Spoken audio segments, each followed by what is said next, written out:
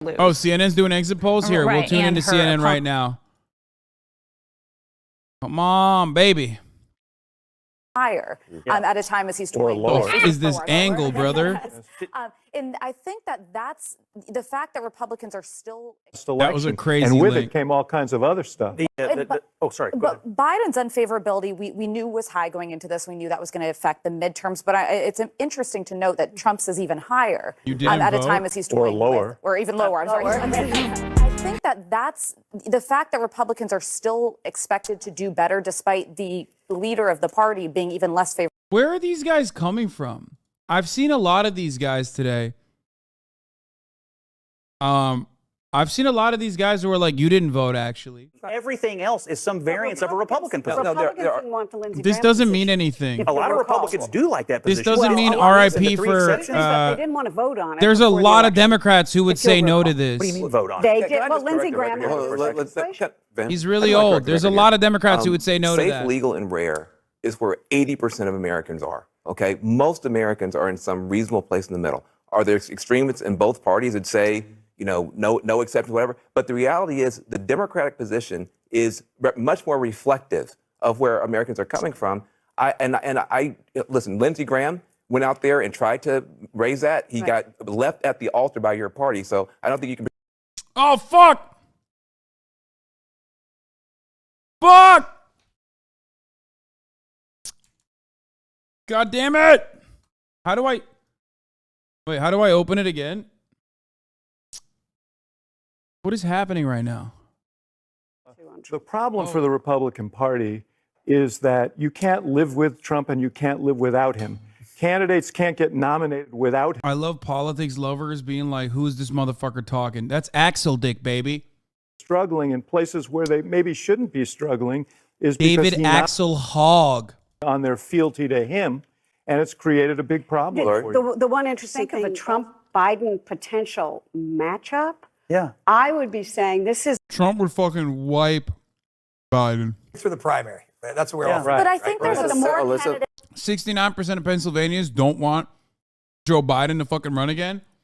Let's ask those Pennsylvanians how many of them want Donald Trump to run for president. Yeah, I think this is very vulnerable. There are a lot of Republicans who would say, how could we possibly lose to Biden again? You look at this and you can see how it could happen right here. We're on the brink of getting the first votes. Holy fuck. KO Fisher says, we're getting close to a point where if you show Obama on stream, there'll be a Zoomer in chat going, who is he? Please don't say that. That hurts my soul. That doesn't just hurt my feelings. It hurts my soul. I don't want to think about being that old. Every day. I don't want to think about that, man. That's crazy to me. Is election night 2022. The stakes, control of Congress, and who will make the laws that affect your life. Republicans hoping to ride a red wave. I think the only thing Joe Biden has built back better is the Republican Party. Americans want red states. Democrats clinging to a razor-thin majority, zeroing in on key swing states. So the wave of blue never stops. 51st vote, that's what we're running on. The biggest names in politics on a battleground blitz in these final few days. So vote. Get out the vote. This is the year we're going to take back the House. We're going to take back the Senate. We're going to take back America. The cost of living, crime, abortion access, all center stage for voters. The integrity of our elections, the future of our democracy, and the future of this country are all on the line. Vote for leaders who will fight for you and your families. So what will America decide? From NBC News, Decision 2022, Fascism. the midterms. Here are Hallie Jackson and Tom Yamas.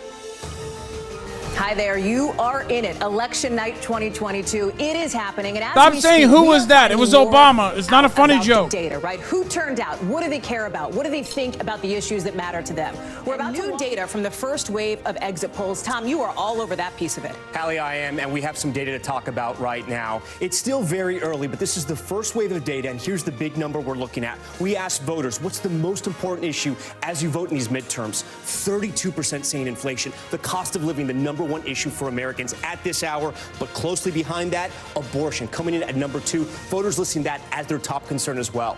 So we are less than an hour away from our first round of returns. These are the key states we'll be watching just as we start this exciting night of politics, and we know it's going to be a long night. Are we nerds? We love it. We live for this. We're doing it tonight because it's happening, right? We're in it. Election day is turning to election night. We're going to see the polls close. They're making me feel really fucking icky about my round-the-clock coverage of this sort of shit, actually. About this data, Tom, you laid some of it out. Chuck Todd has way more on this. These brand new exit poll numbers that we were just talking about.